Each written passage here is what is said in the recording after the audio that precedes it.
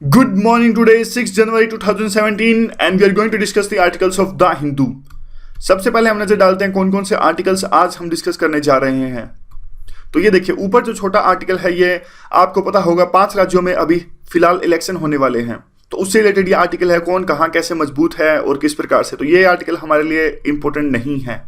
नीचे जो आर्टिकल है वो फेक न्यूज से रिलेटेड है, किस प्रकार से फेक न्यूज क्रिएट की जाती है और क्या उसका इफेक्ट होता है। काफी इंपॉर्टेंट आर्टिकल है आज के सिनेरियो में। बीच का जो आर्टिकल है देखिए ये सुप्रीम कोर्ट के वर्डिक्ट से रिलेटेड है। इसके बारे में हमने एक होलिस्टिकली आर्टिकल डिस्कस किया था और 4-5 आर्टिकल्स का मिश्रण डिस्कस किया था। तो आज मैंने पूरा आर्टिकल ये पढ़ा, कुछ भी नया पॉइंट मुझे इसमें नहीं लगा।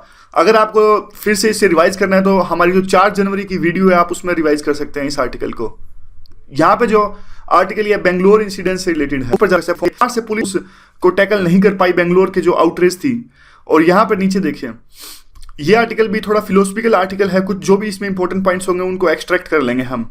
यहाँ पे जो आर्टिकल है वो यूएन से रिलेटेड है, इसे डिस्कस करेंगे। एक इकोनॉमिक्स टाइम्स का आर्टिकल हम डिस्कस करेंगे और एक मिंट का आर्टिकल आज हम डिस्कस करेंगे।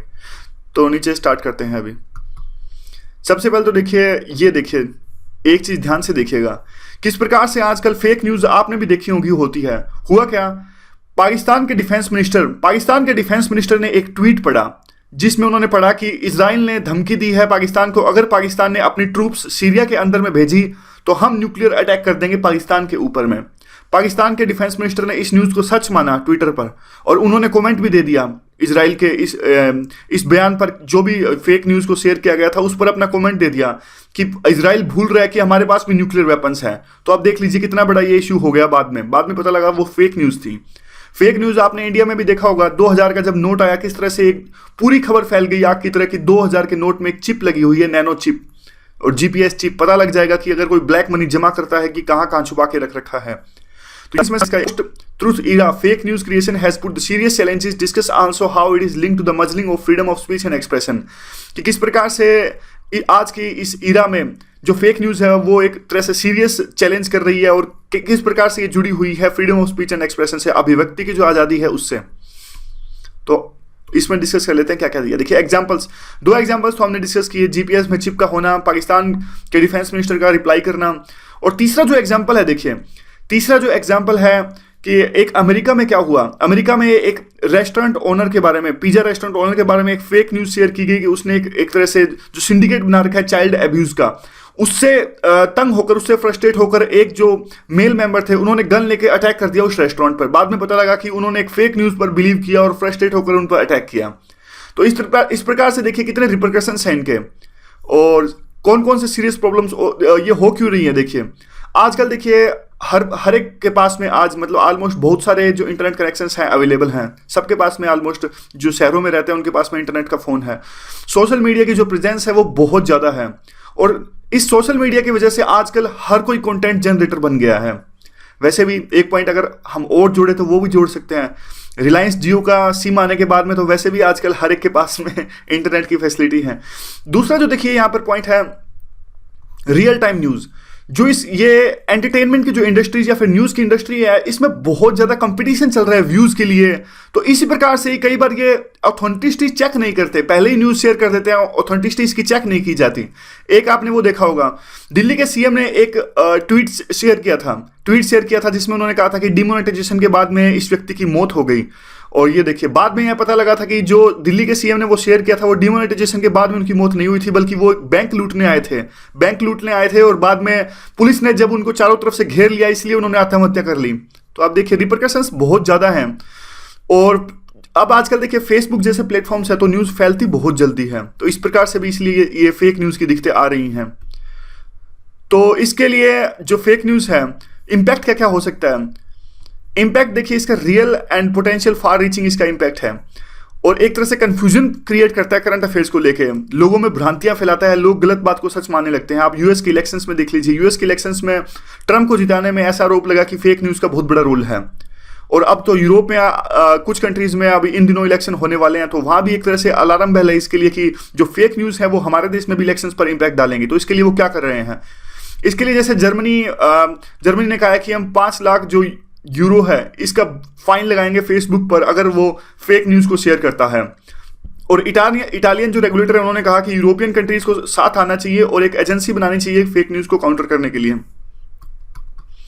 आगे आता है, देखिए डेंजर क्या हो सकता है। डेंजर इसका इसलिए सबसे ज्यादा है क्योंकि अगर फेक न्यूज को काउंटर करने लगेंगे हम, तो ऐसा आरोप लगेगा हम पर कि हम freedom of speech and expression को काउंटर कर रहे हैं। तो फेक न्यूज का सबसे बड़ा ड्रॉबैक है वो ये है कि ये मिक्स हो जाती है freedom of speech and expression के साथ में। कल को गवर्नमेंट कोई भी कर्ब कर सकती है फेक न्यूज के नाम पे। गवर्नमेंट कहेगी कि ये फेक न्यूज थी, इस तरह से सोसाइटी को इससे नुकसान हो रहा है। और वे फॉरवर्ड क्या है, देखिए रेगुलेशन तो चाहिए, और सबसे अच्छा तो यह होगा कि अगर रेगुलेशन खुद से ही आए, अंदर से आए, और सोशल मीडिया और जो न्यूज ऑर्गेनाइजेशंस है उनको अपने आप को रेगुलेट करना चाहिए अलग अलग लेवल्स पर। और सबसे जो ज़्यादा जरूरी है वो उनका इंटरनल एडिटोरियल और जो एडवर्टाइजिंग स्टैंडर्ड्स हैं वो सबसे ज़्यादा रिग्रेस होने चाहिए। इंडस्ट्री वाइड यानी सब पूरी की पूरी जो न्यूज़ इंडस्ट्री है और सोशल मीडिया की जो इंडस्ट्री है, इनको एक तरह से सब मिलके एक मेजर्स अपनाने चाहिए, ताकि ये जो मेजर्स ये अपनाए, जो चार्टर ये अपनाए, वहाँ उसको ये एडहर करें, उसको अपनाएं, और जो भी अगर इसको वायलेशन होता है तो उस पर फाइन इंपोज किया जाए उन ऑर्गेनाइजेशंस पर।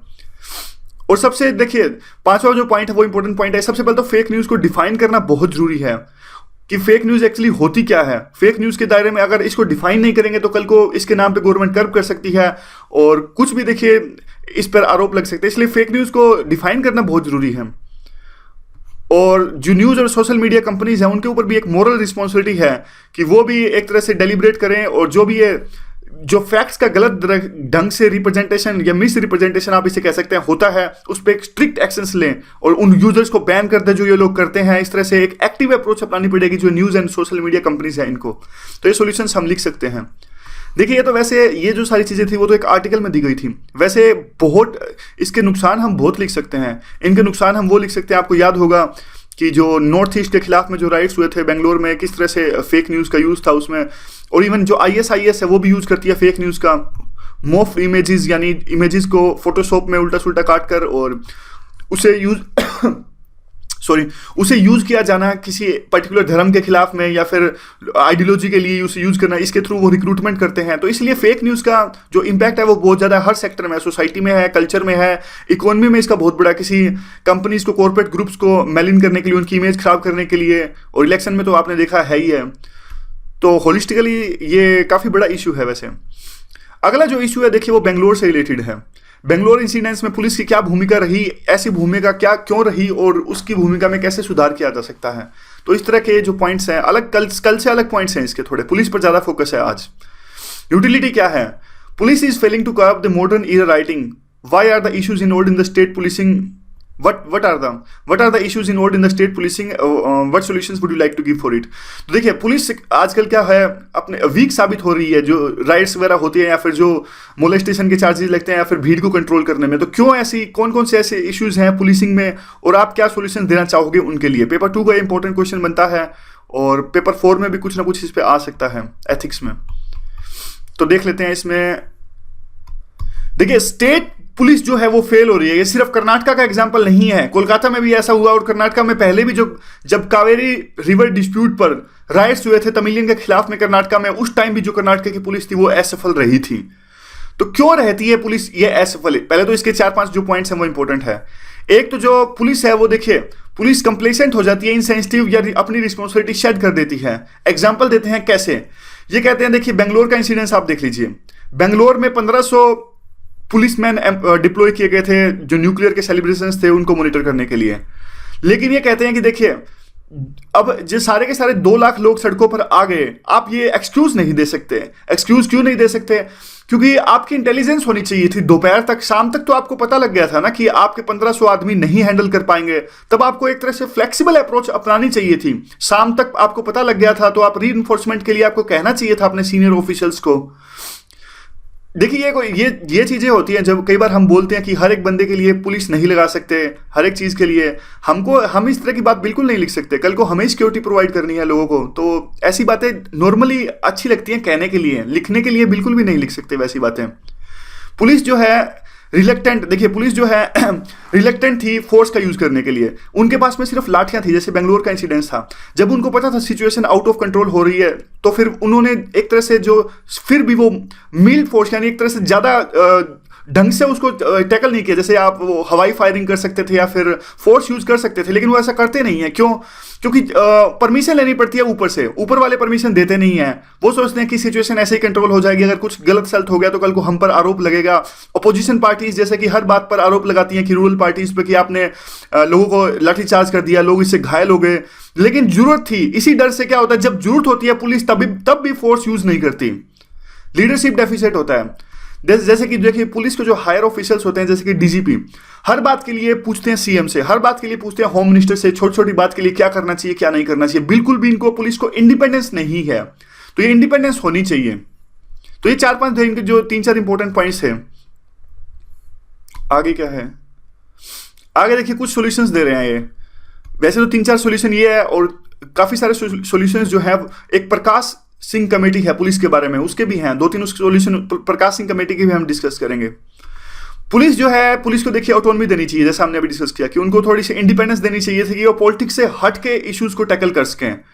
और अब देखिए कर्नाटका में जैसे थोड़ा सा एग्जांपल है, कर्नाटका में इलेक्शन होने वाले हैं, तो कर्नाटका में इलेक्शन होने वाले हैं तो पुलिस वाले जो पुलिस के चीफ हैं वहां पे उनको डर लगता है कि अगर कुछ गलत हुआ तो कल को इलेक्शन होने वाले हैं, मेरी तो सस्पेंड कर देंगे या फिर ट्रांसफर कर दी जाएगी।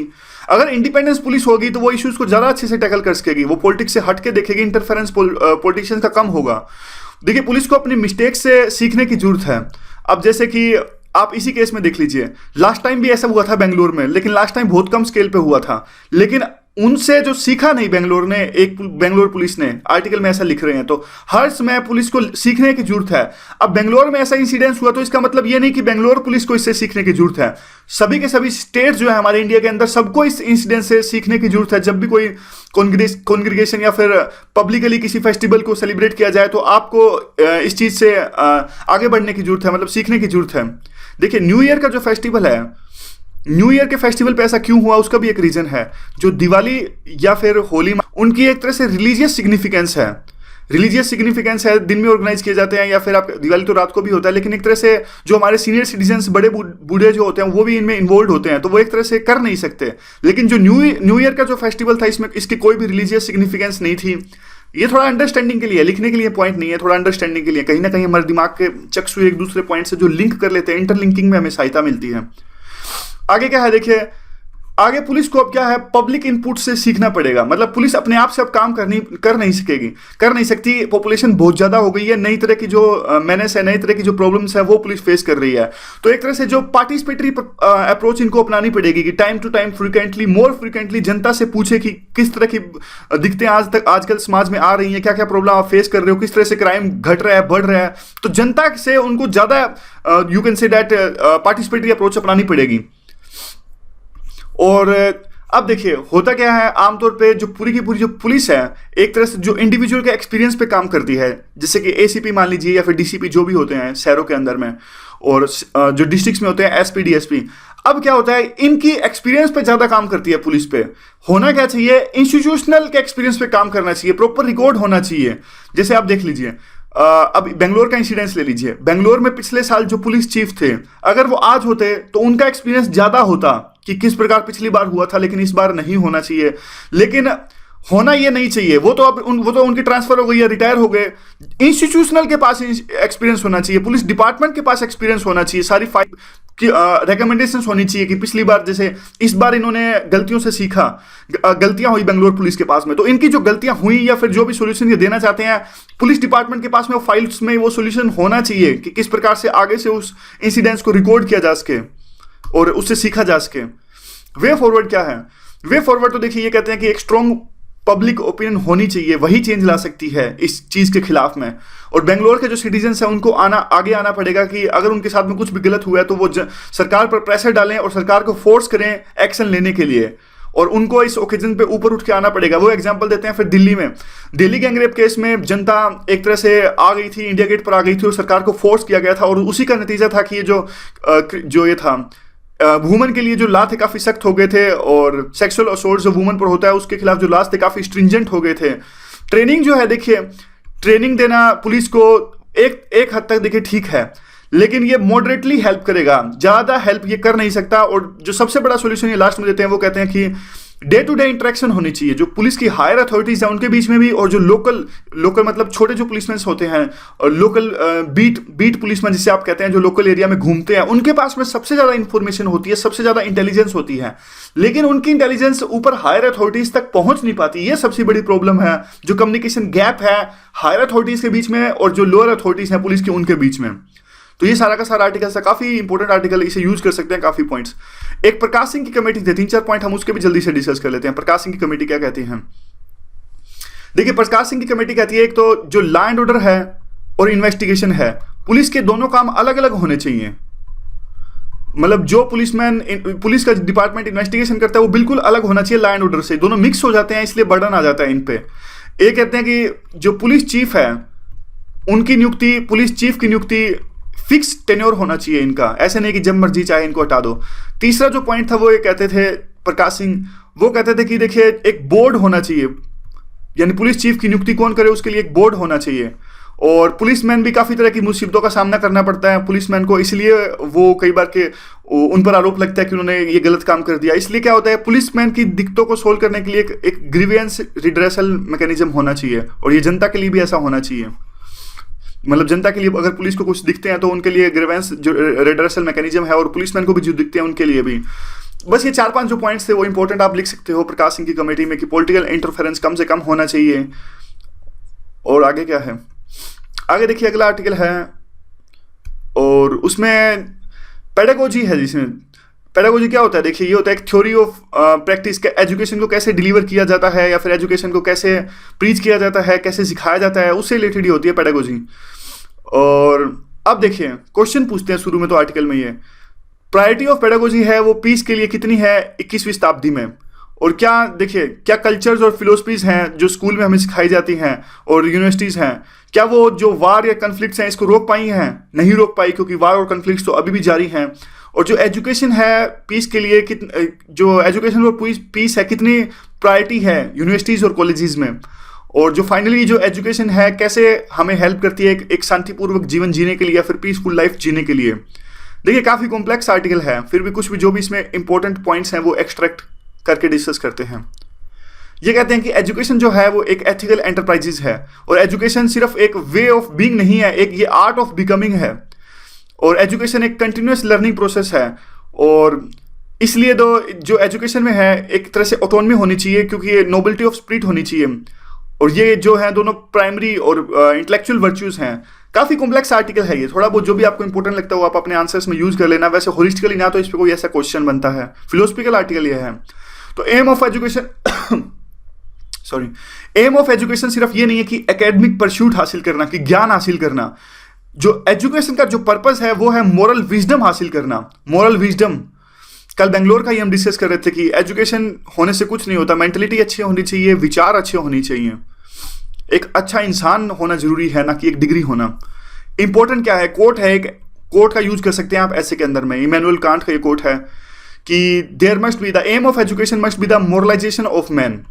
कई बार क्या है वैल्यू एजुकेशन पे ऐसे आ जाता है, 2015 में ऐसे आया था कि एजुकेशन की वैल्यूज को लेके, तो उसमें इस तरह के कोट काफी इंपॉर्टेंट हो जाते हैं कि must be the moralisation of man.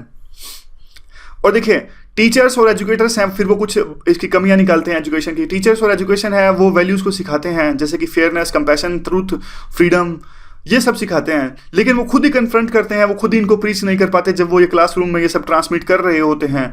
फिर ये कहते हैं कि हर तरह की जो एजुकेशन है वो फाउंडेशन होता है, किसका फाउंडेशन होता है, मोरल एंड सोशल प्रिंसिपल्स का। और ये कहते हैं फिर जो पीस यानी शांति लाना, और देखिए जो आज क्या है, आज के समाज में जो रीजनल कन्फ्लिक्ट्स हैं, ग्लोबल कन्फ्लिक्ट्स हैं, ये सब चीज़ें हम पॉलिटिकल लीडर्स पर नहीं छोड़ सकते। तो क्या जरूरी है आज के टाइम में? आज के टाइम में पॉलिटिकल गवर्नेंस तो जरूरी है, लेकिन सिर्फ ये शांति नहीं स्थापित करता। तो जरूरत है आज के टाइम में मोरल लीडरशिप की जरूरत है शांति स्थापित करने के लिए। और हमें massive pedagogical enterprise as a mode of cultivation of humanity. तो हमें जरूरत है आज के टाइम में कि पेडागोजी यानी जो इस तरह की एजुकेशन होनी चाहिए, इस तरह की एजुकेशन को हमें देना चाहिए जिससे कि ह्यूमैनिटी है, मानवता है, उसको कल्टीवेट किया जा सके। तो एजुकेशन सिर्फ ये नहीं है कि फैक्ट्स को सीखा जा सके, एजुकेशन ये है कि सही और बुरे की हमें पहचान हो, इस तरह की एजुकेशन होनी चाहिए। तो देखिए एसेंस क्रक्स है जो मैंने आपको बता दिया, बाकी आर्टिकल था वो ऐसा ही था। थोड़ा आगे डिस्कस करते हैं क्या है। आगे देखिए यूएन से रिलेटेड आर्टिकल है, यहां पे देखिए यूएन से रिलेटेड आर्टिकल है, ट्रंप चुन के आए हैं, ट्रंप का जो स्टैंड है वो यूएन के खिलाफ है। तो किस तरह क्वेश्चन आ सकता है, होलिस्टिकली क्वेश्चन तो देखिए ऐसे आ सकता है। अब ट्रंप पे थोड़ा ना क्वेश्चन आएगा, क्वेश्चन ऐसे आएगा, what are the new challenges now the United Nation is facing, discuss also in the context of peace keeping forces issues. तो इसमें देख सकते हैं क्या कौन कौन से अब इश्यूज इन्वॉल्व हैं। देखिए नए सेक्रेटरी जनरल अभी चुन के आए हैं, इससे पहले थे बान की मून और इनका नाम है एंटोनियो गुटरेसिस, और ये बान की मून के बाद में आए। अब जब ये चुन के आए तो काफी सारे आर्टिकल्स आए न्यूज़पेपर्स में भी किस तरह का चैलेंजेस इनके पास है जब ये सेक्रेटरी जनरल की शपथ लेंगे। तो देखिए ये है कौन कौन से चैलेंजेस थे, ये थे कि सिक्योरिटी काउंसिल पैरालिसिस, किस तरह से सिक्योरिटी काउंसिल काम नहीं कर रही है, क्लाइमेट चेंज की प्रॉब्लम को टैकल करना, सभी देशों को एक साथ बुलाकर एक डिसीजन लेना क्लाइमेट चेंज को रोकने के लिए, न्यूक्लियर कोरिया जो बार बार न्यूक्लियर वेपन्स को टेस्ट करता है, अफ्रीका में जो इंस्टेबिलिटी है, वार चल रहा है, रिफ्यूजी क्राइसिस यूरोप के अंदर में। तो शुरू में लगा था कि इनके सामने ये प्रॉब्लम्स है, ये चैलेंजेस रहेंगे, लेकिन एक चैलेंज को नहीं लिखा गया न्यूज़पेपर्स में, वो चैलेंज था ट्रंप का चैलेंज। ट्रंप का स्टैंड जो है वो आज के समय में बिल्कुल खिलाफ है यूनाइटेड नेशंस के। तो ये जो चैलेंज है ये उस टाइम पर नहीं सोचा गया था। अब देखिए किस प्रकार से ट्रंप के जो स्टैंड है वो यूएन के खिलाफ में है। देखिए ट्रंप जो कहते हैं यूएन को, वो कहते हैं कि सिर्फ ये क्लब है पीपल का, यहाँ पे लोग इकट्ठा होते हैं और बोलते हैं और चले जाते हैं और कुछ नहीं है, अच्छा टाइम बिताने के लिए इकट्ठा होते हैं। तो एक तरह से ये साफ साफ विल्ड थ्रेट था यूनाइटेड नेशंस के लिए। और क्या है, यूनाइटेड नेशंस को अब एक तरह से बिल्कुल डिफरेंट रोल होगा जब ट्रंप 20 जनवरी को ऑफिस ज्वाइन करेंगे। क्यों? क्योंकि अब थोड़े और जो ट्रंप के स्टैंड है वो देख लेते हैं। देखिए ट्रंप का जो यूएन के खिलाफ में स्टैंड है इसमें कुछ भी नया नहीं है, पहले भी उन्होंने काफी कुछ यूएन के खिलाफ में बोला है और काफी इनकी तारीफ भी की गई थी एंटी यूएन स्टैंड के लिए, एंटी यूएन रिटोरिक के लिए। यूनाइटेड नेशन ये कहते हैं कि यूनाइटेड नेशन डेमोक्रेसी का फ्रेंड नहीं है, प्रजातंत्र का दोस्त नहीं है यूएन, और ना ही ये यूएस का दोस्त है। Nobody took the mister Trump word seriously. उस टाइम पर ट्रंप के जो वर्ड्स थे उसको किसी ने सीरियस नहीं लिया, क्योंकि किसी ने सोचा ही नहीं था कि आज जो ये आदमी यूएन के खिलाफ में बोल रहा है, कल को वो यूएस का प्रेसिडेंट बन जाएगा, जब ये यूएन के खिलाफ में बोलते थे। और भी जो ट्रंप के कैंपेन के दौरान में ट्रंप ने काफी सारी चीजें ऐसी बोली जो यूएन के खिलाफ जाती हैं, जैसे कि क्लाइमेट चेंज पे जो ट्रंप का स्टैंड है वो यूएन के खिलाफ है। ह्यूमन राइट्स पे जो स्टैंड है, Iran deal, refugee crisis, West Asia, इन सभी चीजों पे जो यूएन का स्टैंड है वो बिल्कुल अलग है किससे, ट्रंप के स्टैंड से। इसीलिए ट्रंप का जो स्टैंड है वो एंटी यूएन है। आप इजराइल का एग्जाम्पल ले लीजिए, आपको पता होगा कि हाल फिलहाल में इजराइल के खिलाफ में एक रेजोल्यूशन पास किया गया था, और इस जब ये रेजोल्यूशन पास किया गया था तब भी ट्रंप ने यही कहा कि जो यूएन है कुछ नहीं है। उस टाइम पर इन्होंने कहा था कि UN is just a club. तो इसलिए देखिए ये कहते हैं कि जो क्लाइमेट चेंज की प्रॉब्लम है, क्लाइमेट चेंज की प्रॉब्लम कुछ नहीं है, एक तरह से ये है एग्जेजरेशन है चाइनीज की तरफ से, ताकि हमारी डेवलपमेंट को रोका जा सके। इसलिए अगर मैं सत्ता में चुन के आऊंगा तो क्लाइमेट चेंज पे जो पेरिस पैक्ट था उसको निरस्त कर दिया जाएगा, इस तरह की बात कही थी ट्रंप ने। यूएस की इंपॉर्टेंस है देखिए कितनी यूएन के लिए, यूएस की इंपॉर्टेंस यूएन के लिए यूएस की इंपॉर्टेंस बहुत ज्यादा है। क्यों? क्योंकि देखिए यूएस कंट्रीब्यूट करता है 22% यूएन का रेगुलर बजट में। तो आप ही देख लीजिए, इवन यूएसए की धरती पर ही इनका मुख्यालय है यूएन का। और 28% जो पीस कीपिंग फोर्स, शांति वार्ता, जो शांति फोर्सेस होती हैं शांति स्थापित करने के लिए, पीस कीपिंग जो फोर्सेस होती है, उनके बजट में 28% यूएस कंट्रीब्यूट करता है। तो आप खुद ही देख लीजिए कितनी ज्यादा इंपॉर्टेंस है यूएन के लिए यूएस की। उसके बाद में क्या आता है, उसके बाद में तो क्या वे फॉरवर्ड होना चाहिए। देखिए वे फॉरवर्ड तो ये होना चाहिए, उसके बाद में वे फॉरवर्ड एक आगे भी आएगा, लेकिन ये थोड़ा रिफॉर्मिंग द वर्ल्ड बॉडी है कि देखिए अगर ट्रंप सत्ता में चुन के आए, अभी चुन के तो आ ही गए हैं, जब ट्रंप ऑफिस ज्वाइन करेंगे तो एक तरह से खतरा रहेगा यूएन के लिए कि वो कुछ ऐसी पॉलिसीज अपनाएंगे ट्रंप, जैसे कि अपने जो वो अमेरिका बजट देता है यूएन को वो कम कर देगा।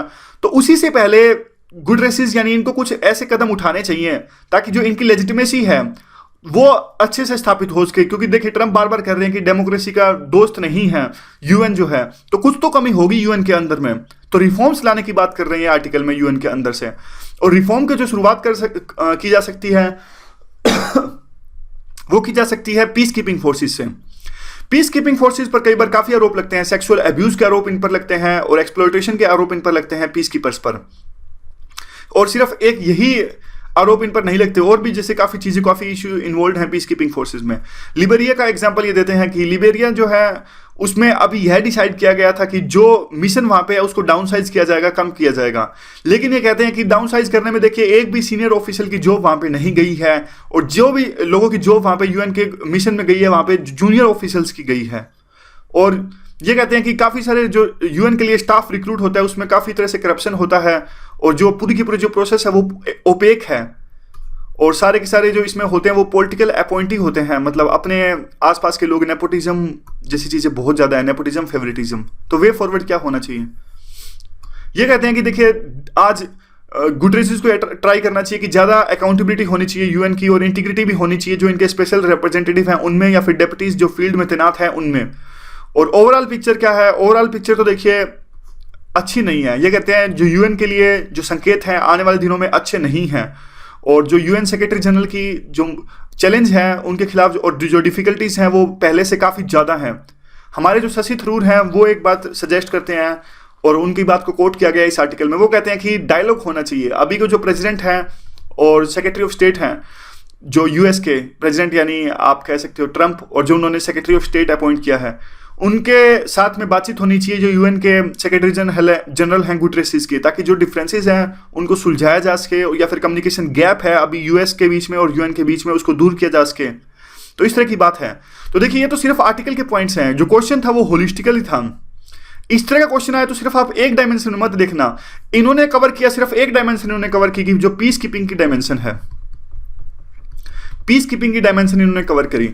लेकिन और बहुत सारे जो डायमेंशन है यूएन में इश्यूज की बात को आके है, तो किस प्रकार से जो वीटो है वो सिर्फ 5 कंट्रीज के पास में है, और जो परमानेंट सीट के जो एक्सपेंशन है वो भी नहीं हो रहा है, पीस कीपिंग फोर्सेज में कोई बजट नहीं देता, और यूएन किस प्रकार से जो बड़े बड़े जो इश्यूज हैं आतंकवाद के इशू पर, जैसे हमने कल परसों डिस्कस किया कि टेररिज्म के मुद्दे पर सहमति नहीं बना पा रहा है। तो अलग अलग जो है आप उन पे डायमेंशंस कवर कीजिएगा। आप कहिएगा कि जैसे अफ्रीका में इतने सारे जो वार चलते हैं या फिर खाने की दिक्कतें आ रही हैं, तो यूएन उन पे भी एक लेवल के बाद में काम नहीं कर पा रहा है। तो हर डायमेंशन पे काम करने की कोशिश कीजिएगा होलिस्टिकली। कई बार क्या होता है, आर्टिकल आता है सिर्फ एक मुद्दे पर आर्टिकल आता है, तो थोड़ा सा हम इसका नुकसान भी हो जाता है कभी कभी। क्यों?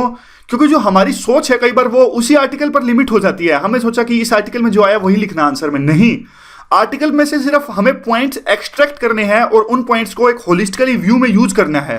तो आर्टिकल्स में सिर्फ आप सीमित मत रहना कभी भी। जब तब कोशिश करेंगे हम पूरा होलिस्टिकली व्यू ही लेने की कोशिश करेंगे। आगे जो इंपॉर्टेंट आर्टिकल है ये फूड से रिलेटेड है, इकोनॉमिक्स टाइम्स का ये आर्टिकल है। यहां पे देखिए काफी फूड वेस्ट हो जाता है, उससे रिलेटेड ये आर्टिकल है। ये देखिए ये आर्टिकल है किस प्रकार से ये जो फूड वेस्टेज है, वैसे तो देखिए ग्लोबल फेनोमेनन है और पूरे काफ़ी कंट्रीज में इस तरह की दिक्कतें आती हैं, लेकिन हम इस चीज़ को फूड वेस्टेज को अफोर्ड नहीं कर सकते। कितनी आप कह सकते हैं कि हंगर इंडेक्स में हमारा जो स्थान है 118वां है, 97 है 118 देशों में से, 97 याद रखिएगा। अच्छा आप एक आंसर क्वेश्चन का आंसर दीजिए कि ग्लोबल हंगर इंडेक्स जो है वो कौन जारी करता है, कौन सा इंस्टीट्यूशन या फिर जो है गवर्नमेंट जो भी है कौन जारी करता है ग्लोबल हंगर इंडेक्स को। तो देखिए ये कहते हैं कि हमें जो फूड वेस्टेज की जो प्रॉब्लम है उसको मिनिमाइज करना चाहिए और इसको प्रायोरिटी के तौर पर देखना चाहिए। और FAO जो है यूनाइटेड नेशंस की फूड एंड एग्रीकल्चर ऑर्गेनाइजेशन, याद रखिएगा FAO है जो यूनाइटेड नेशन का पार्ट है, पता ही होगा वैसे तो आपको। ये कहते हैं देखिए 1/3 जो है फूड वेस्टेज जो है वो इतने में से, यानी जितना फूड प्रोड्यूस होता है पूरे वर्ल्ड के अंदर में उतना उसमें से 1/3 वेस्ट हो जाता है या लॉस्ट हो जाता है या फिर वेस्ट हो जाता है। और उसके बाद में पोस्ट हार्वेस्ट जो लॉसेज है, अगर हम इंडिया में देखें तो यानी हार्वेस्टिंग की फसल की हार्वेस्टिंग के बाद में जो लॉसेस होते हैं वो बहुत ज़्यादा होते हैं। और अगर इसको बचाया जाए तो किसान इसको अपने कंजम्पशन के लिए यूज़ कर सकते हैं या फिर सेल के लिए यूज़ कर सकते हैं, और इससे जो हमारी हंगर की जो प्रॉब्लम है या फिर मालन्यूट्रिशन की प्रॉब्लम है उसको दूर किया जा सकता है। उसके बाद में आता है कि देखिए अगर फूड वेस्ट होता है तो उससे इन्वायरमेंट को भी बहुत नुकसान पहुंचता है, क्योंकि फूड ऐसे ही नहीं प्रोड्यूस होता। फूड को अगर वेस्टेज होती है तो उससे लैंड का वेस्टेज होता है, और इवन जो एमिशंस होते हैं फूड को पैदा करने में, और जो ग्लोबल हाउसेज की जो गैसेज प्रोड्यूस होती है जब हम खेती करते हैं, तो ये सब दिखते हैं, इन्वायरमेंटल को भी काफ़ी नुकसान होता है।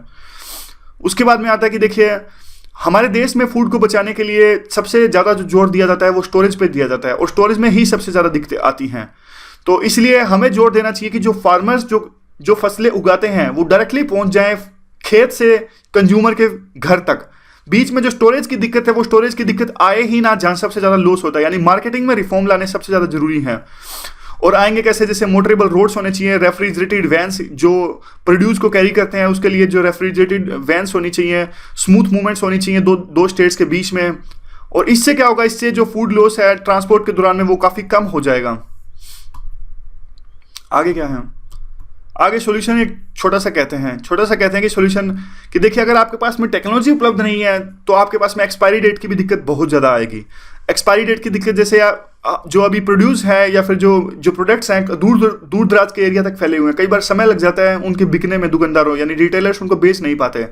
तो अब सॉल्यूशन क्या होना चाहिए कि इस तरह की पैकेजिंग होनी चाहिए। आपको याद होगा द हिंदू में हमने एक पैकेजिंग इंडस्ट्री का एग्जाम्पल डिस्कस किया था, किस तरह से सेल्फ लाइफ में नहीं, उसमें भी उनकी काफ़ी बढ़ोतरी होगी। तो इस तरह से ये कहते हैं कि जो पैकेजिंग होती है प्रोडक्ट्स की वो अच्छी होनी चाहिए ताकि ये प्रोडक्ट्स की सेल्फ लाइफ है वो बढ़ाई जा सके उससे, और खाने में जो है वो वेस्टेज ना हो। तो अब देखिए, एक आर्टिकल था मिंट का, एक आर्टिकल इंपॉर्टेंट था। मिंट का आर्टिकल हम थोड़ा सा डिस्कस कर लेते हैं। ये आर्टिकल था, देखिए, डिमोनेटाइजेशन और ब्लैक मनी से रिलेटेड। तो 4-5 इसमें पॉइंट्स इंपॉर्टेंट है। ये कहते हैं कि ब्लैक मनी यानी काले धन को रोकने के लिए जो सरकार का फोकस अभी है, जो ब्लैक मनी से धन जमा किया गया उस पर ज़्यादा है, यानी एक्मुलेशन ऑफ मनी की गई है, जो यानी ब्लैक मनी से जो लोगों ने धन कमा लिया है सरकार का जोर ज़्यादा है। जबकि सरकार को फोकस करना चाहिए किस चीज़ पर, जो इवेजन ऑफ टैक्सेस यानी टैक्स को जो अवॉइड करते हैं लोग, उस हैं। ये कहते हैं कि जब ब्लैक मनी से लोगों ने जो धन जमा कर लिया है, एक लेवल के बाद में वो अपने धन को सफ़ेद धन में कन्वर्ट कर पाने में कामयाब हो जाते हैं। या तो वो अपना पैसा इन्वेस्ट कर देते हैं रियल एस्टेट में, या फिर वो इन्वेस्ट कर देते हैं इसमें गोल्ड में, या फिर किसी में भी, यानी इवेंचुअली वो they are able to convert their black money into white money.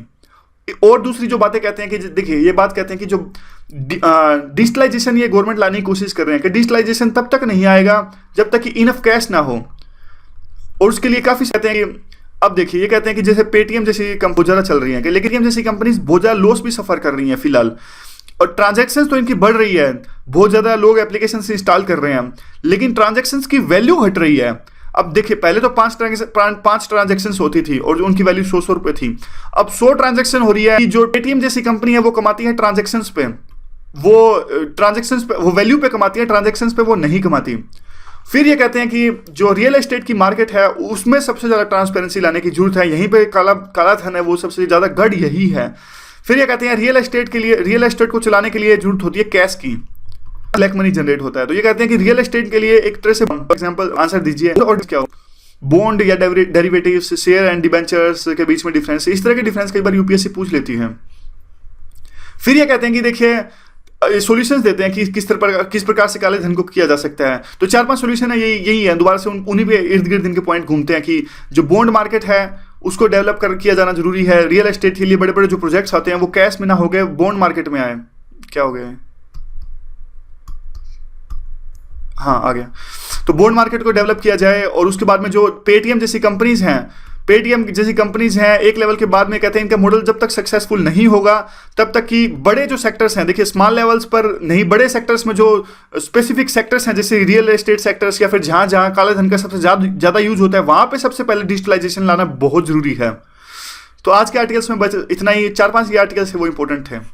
Ethics तो देखिए हमें मंडे से डिस्कस करना है। एथिक्स के लिए आपको देखिए 2-3 चीज़ें अगर मैं आपको बताऊँ तो, बुक के लिए आपको देखिए बेसिक डेफिनेशंस का थोड़ा बहुत पता होना चाहिए एथिक्स में सबसे ज़्यादा।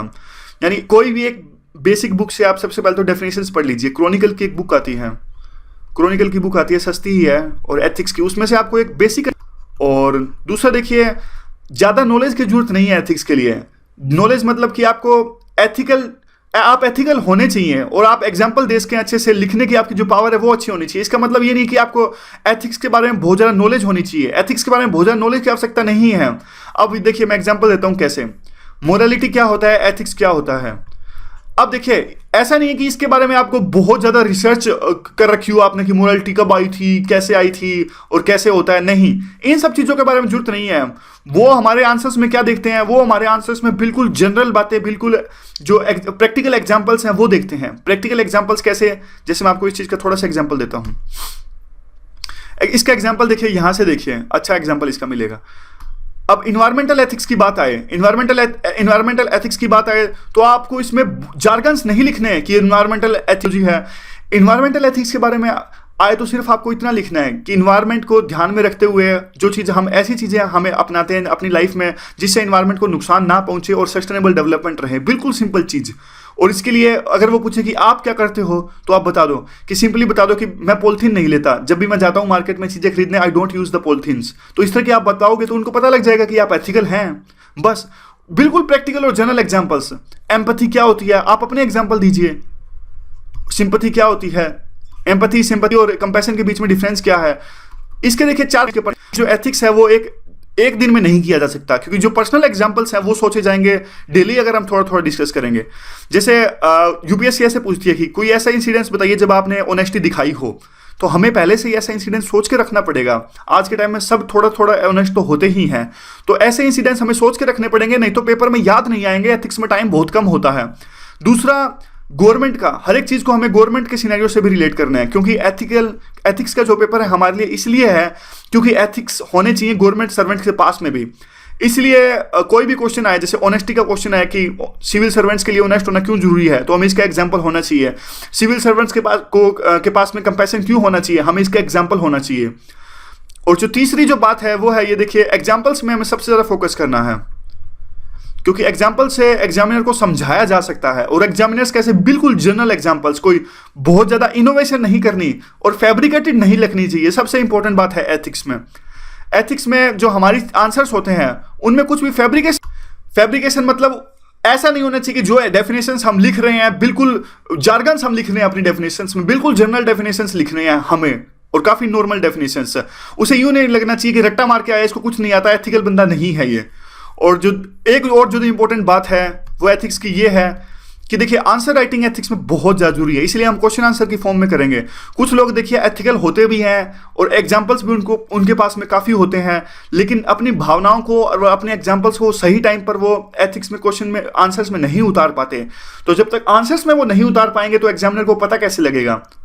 और आंसर राइटिंग के देखिए, पेपर 1, 2, 3 अलग हैं। पेपर 1, 2, 3 एथिक्स से किस लिए अलग हैं?